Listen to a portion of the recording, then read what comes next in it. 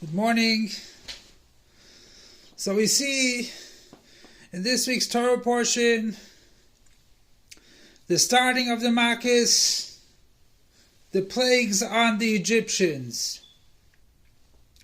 So the first thing that was done, they had to bring a sign that God is in control. God is the one that sent them. So they come before Parai, and God tells them to take the stick, which changed into a snake, that same stick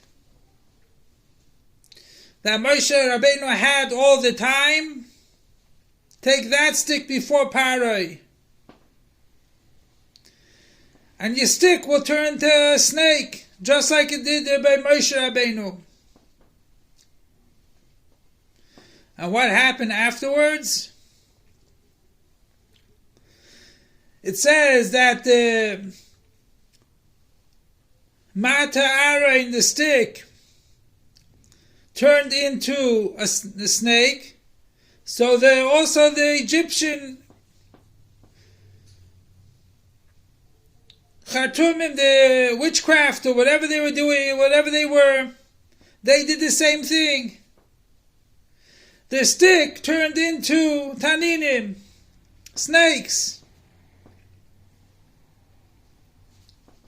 That happened, so Mate Aharon, the stick of Aaron, swallowed them all up. And Rashi says that after it turned back into a stick, after Aaron's stick turned back into a stick, it swallowed them up. And that was a greater wonder.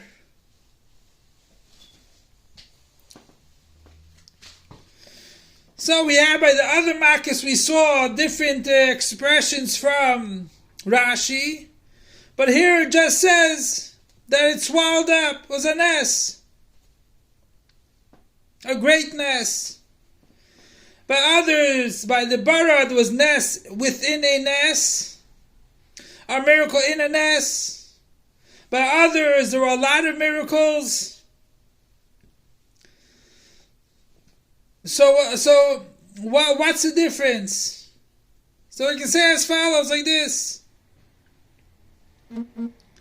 Before he brings the Makos, before he brings these plagues on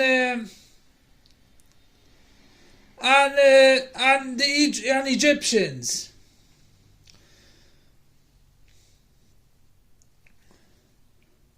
there had to be an introduction. And that was to make it known that God is in control. So to make that God is in control of the Egyptians, Rashi had to say that it only swallowed up in just a ness.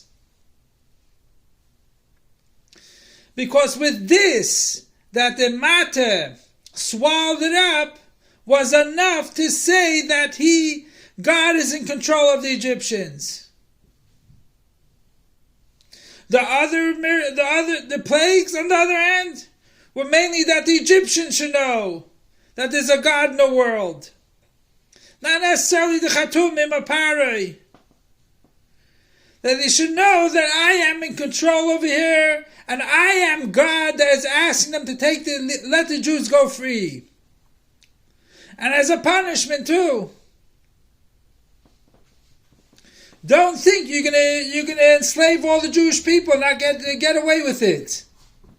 It doesn't work like that. So that's why you can say there were nes b'teich nes. Here was just to swallow them up. Swallow the klipa. And that's the Aveda of us also. When we have a situation that we have to be able to come on to someone and ask him to do a mitzvah, ask him to do a mitzvah, or someone that's very far away from Judaism. So to say, how can we say far away? Everyone is close to God. No one's far away from God. So you have to bring them with love. Aharon hakohen was love. He loved peace, he loved the creations, and he brought them close to Torah. And that's what we have to do. And let's say the guy is so low down, and he considers himself as an existence, and his ego is piling up so great, you cannot get to him. So then you need the aharon to swallow up his ego, to swallow up his bad which is around him, and then you can actually get him to do mitzvahs. But all it has to do with aharon, out of love. With a person that is accomplishing should not have any understanding of his own existence that's mixing into helping out another Jew and do mitzvahs. Just like a matter does not have any feelings or anything else. He does the ness of Hashem and finished. He doesn't gain any. He doesn't have his own needs in it. So you cannot mix in any of your intentions or anything, any of your existence in doing it. And another thing is that you don't do it with a tannin. A tannin is there to kill people or to injure people. A snake could be a poison snake, a deadly snake. It could be anything. It's not there to help you out.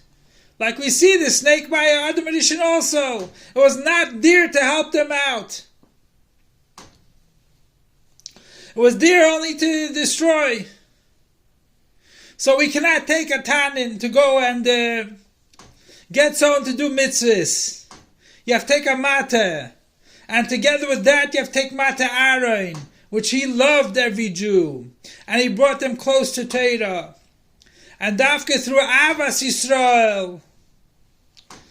And true Avas Yisrael, which that is Avas Chinam, that you have no reason else besides that he's a Jew, you love him. And it's a taste of the time of Mashiach, when we will have true love to the fullest extent. That means you're not gaining anything out of the love. You're not asking for his love back either. That's a true love. And that's how we can nullify this galus and bring forth the ultimate redemption through Mashiach Tzidkenu. Long live our Master, Teacher, Rebbe, King Mashiach forever and ever. Long live our Master, Teacher, and Rebbe, King Mashiach forever and ever. Long live our Master, Teacher, and Rebbe, King Mashiach forever and ever.